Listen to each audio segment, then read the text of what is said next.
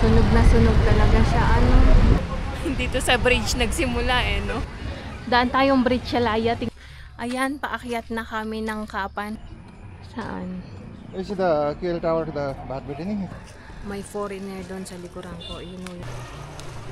Ito na yung ating itlog na maala. May papakita ako sa inyo, kanta ang tawag.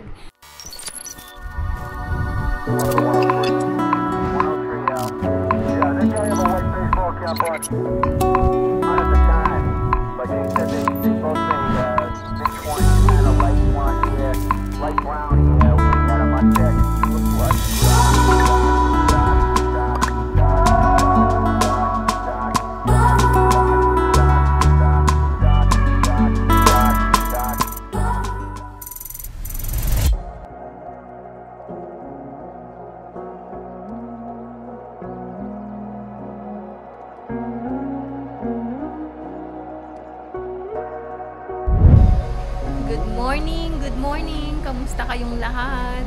Time check! 9:22 ng umaga. And today ay Saturday. So as usual, it's our holiday. So update ko na lang kayo maya-maya ulit pagbalik namin galing sa church.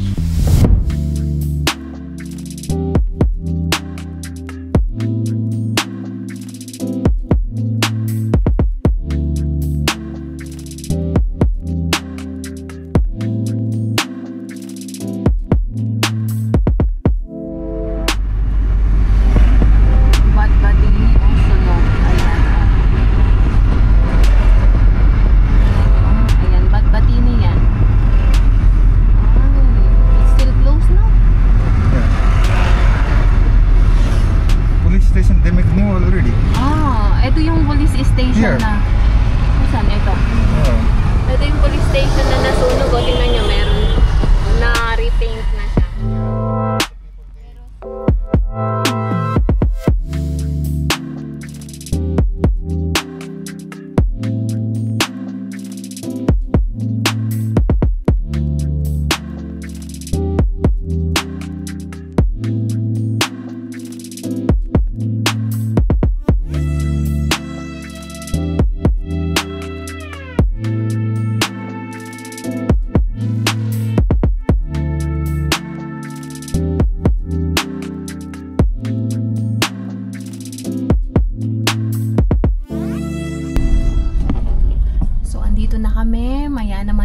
So from the house, takes lang ng 10 minutes. Pero pag hindi traffic, mga 7 minutes lang.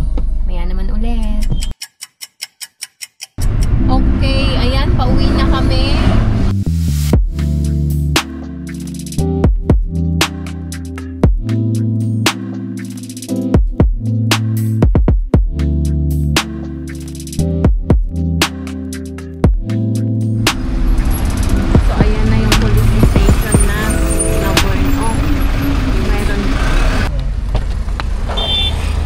Tayo, tingnan natin.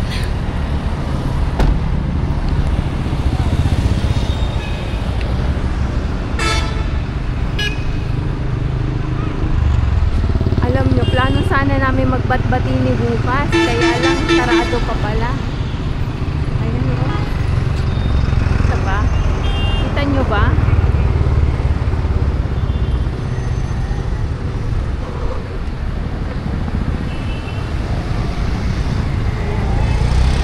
Sunog na sunog talaga siya, ano. Pero yung police station na restore na. Inuna nilang i-restore yung police station. Ayun. Okay, tara na.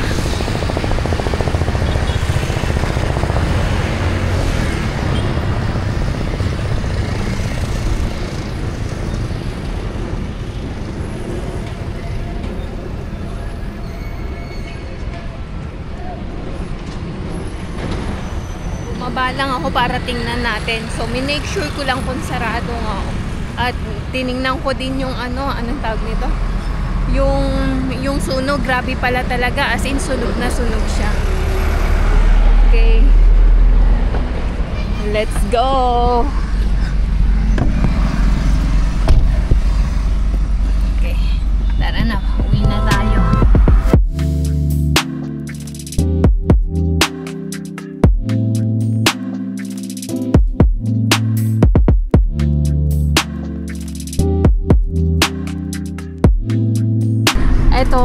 police station dito, nag-start na ding i-restore. Kita nyo? Ayan o, nagpipaint na sila. O, diba? Ayan.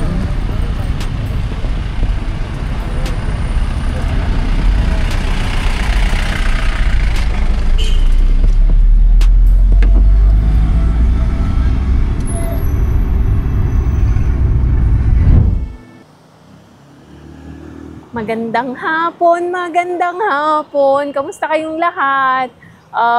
Time check muna tayo. 5:30 ng hapon. Dito sa bridge nagsimula no? Okay. So, 5:30 na ng hapon. Saan kami pupunta? Kami maglalakad today. Dahil wala na masyadong lakad nitong mga nakaraang buwan siguro Oo. So, lakad muna kami and tingnan natin kung saan tayo makakarating. So, andito ulit kami sa Nilo Pool. Tingnan natin. Alam niyo na kung saan ang way natin. Ganda ng pagka-green nito. Pero sleeveless, ayaw.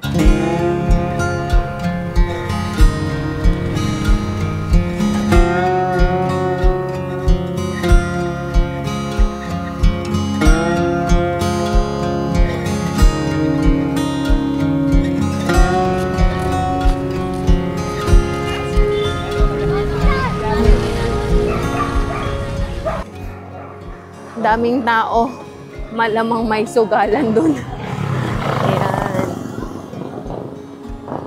So, dito na kami sa may Akasidara Handball Ground. Tumama yung pa ako dun sa motorsiklo. Hindi ko napansin. Ang sakit. Aeroplano.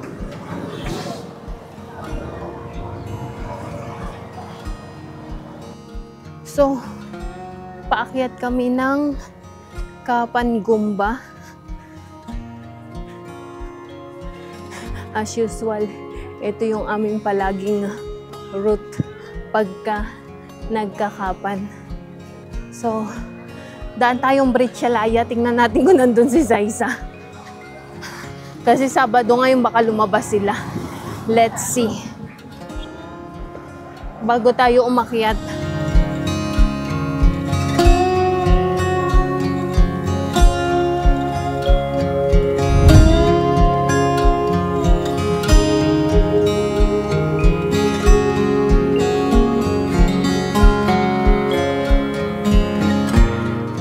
Dito. Sandali lang. So, dito kami. Ayan, paakyat na kami ng Kapan. Dumaan lang ako ng mabilisang chikahan, say hi, hello. Tapos, akyat na ulit kami. Some other time na lang ulit.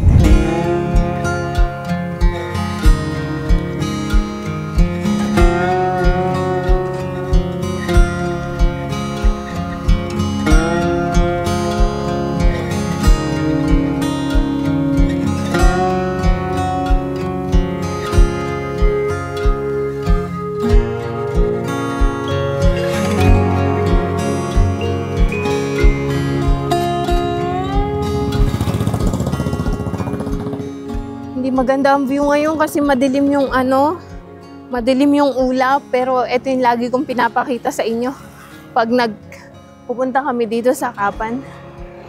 Ayan Gusto ko kasi yung view ng mga houses ba? Pag ganun,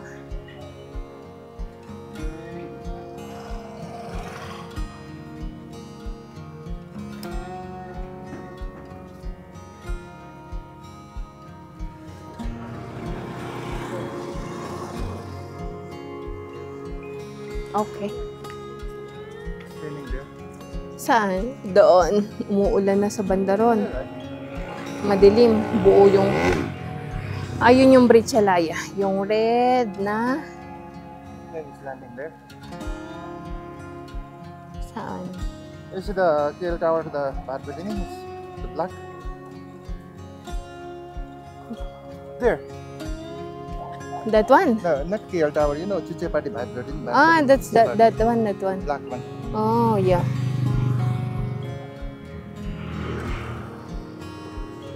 Still, this one. Ito, ayan. Bati na yan, Chuchipati? Yeah. Hmm. This is KL Tower. Papuntang Bauda. Okay. Madilim na, so I think hindi na lang kami aakyat pataas. Kasi wala na yung sunset plan. Sana namin mag-ano ng sunset. Kasi di ba kahapon nakita nyo ang ganda ng sunset. Yun. Kaso walang sunset na ngayon, madilim na. At ano, ang weather ngayon is medyo malamig na. Ganito ang vibes pagka magdadasyeng Tihar. At malapit na ang winter.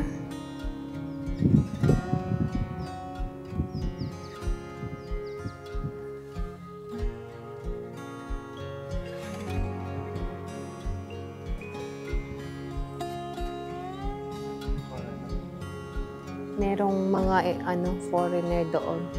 Uy.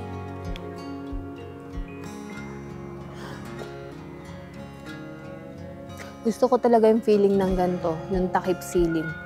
Ang peaceful. May foreigner doon sa likuran ko. Ayun yung mga yun. Ayan. So, bihira kasing ang tag nito, bihirang mapuntahan to ng mga foreigner kasi hindi naman siya ganun ka famous na tourist spot. Balik na tayo. Pabalik na kami. This one last time it was just building up now. Oo. Dati ginagawa pa lang tong bahay na to. Ngayon tapos na, ang bilis nilang gumawa. So, and this one is not the concrete house, it's frame house. Oh.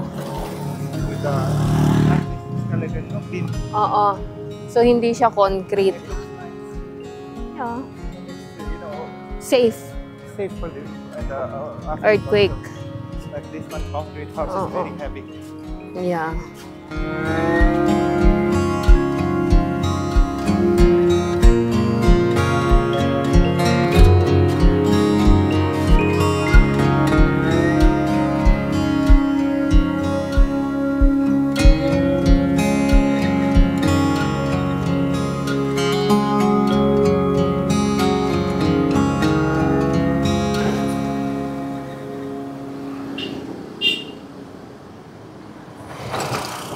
Ginabi na tayo. Bili pa ako ng gatas. May nadaanan kami o atis. 150 lang ang isang kilo. Bili tayo.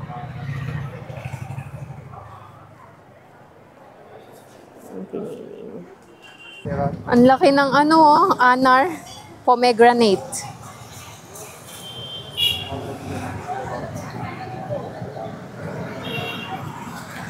Okay, tara na. It's ripe already? No. Not yet? Akala ko makakain na ako. Dito na tayo, be. So, alam nyo, pag Dashain Tihar, etong road na to,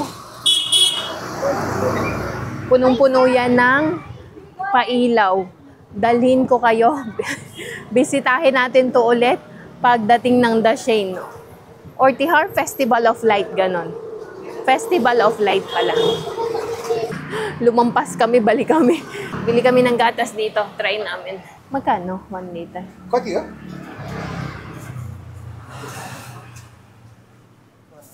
So, ayan. Pauwi na kami. Kung napapansin nyo, walang street light, no? Dito sa side na to.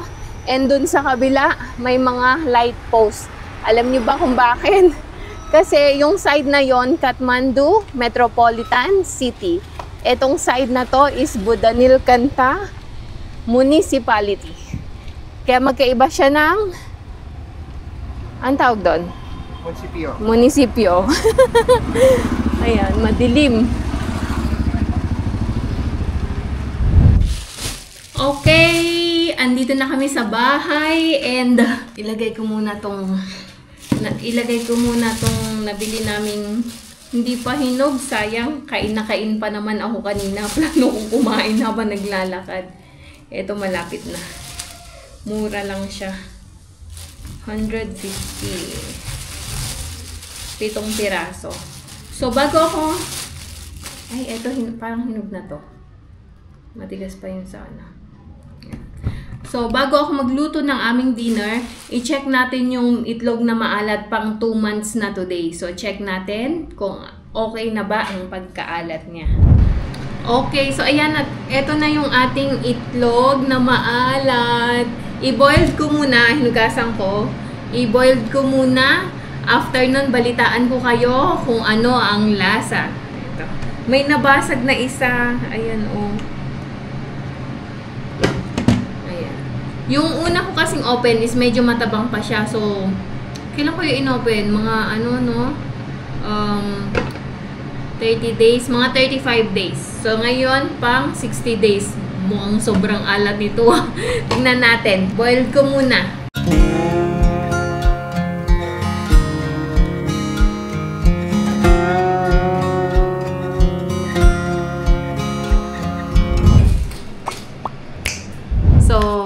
Ayan na, ito na ang ating itlog na maalat. Nilagyan ko ng kamatis, tapos na-fried sa kanila ito. Alu parata ulit. Favorite nila yan. Tapos nag-fried rice ako. Tapos may tira kaming, nagsigang ako kanina. Dapat chicken curry. Kaso ko kanina, pagbili ko ng gulay, may nakita akong kangkong. Kaya, nagsinigang ako. Ayan, kangkong. Sabaw na lang to. Kain tayo! Kain po tayo! Ayan si Champ, nakain din ng alu parata yun sa kanila. Kain po tayo. Kain po tayo. And over here also... Kain po tayo! Kain po tayo. Kain muna kami, then mamaya naman ulit ang ating chikahan. Sandali, tikman ko. Hindi ko pa pala natikman itong ano-ano. Itong magkamay lang ako para... Napaalat. Parang sumobra yung alat. Sakto lang pag may kamatis. Sarap. Kain tayo. Tikman mo. Okay, magandang gabi po ulit. So, andito na tayo sa taas at tayo'y magko-closing na. So, before yon may ipapakita ako sa inyo muna.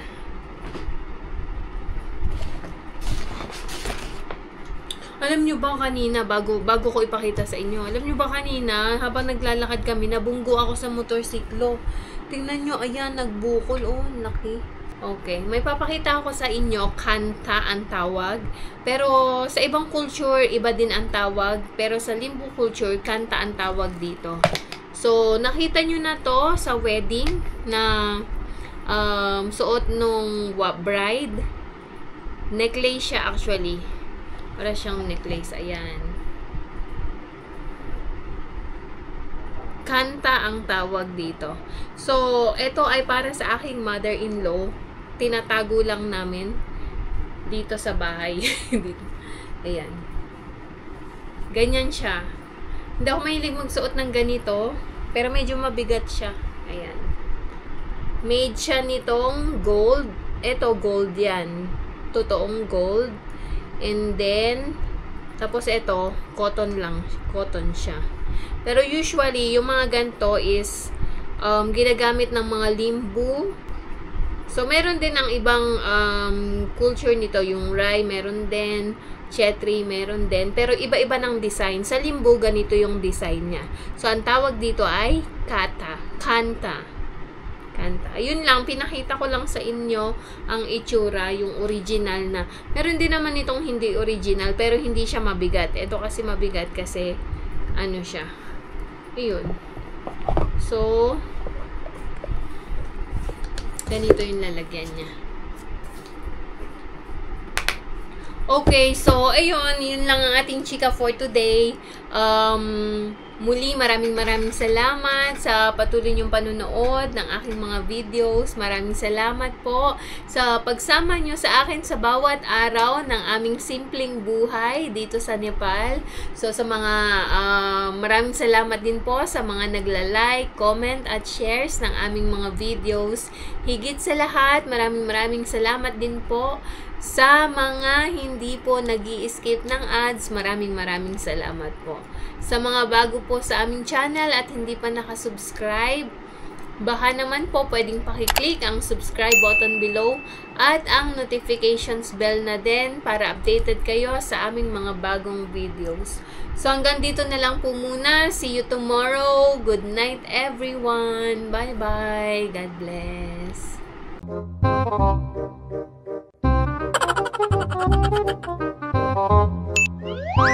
Ginagawa mo!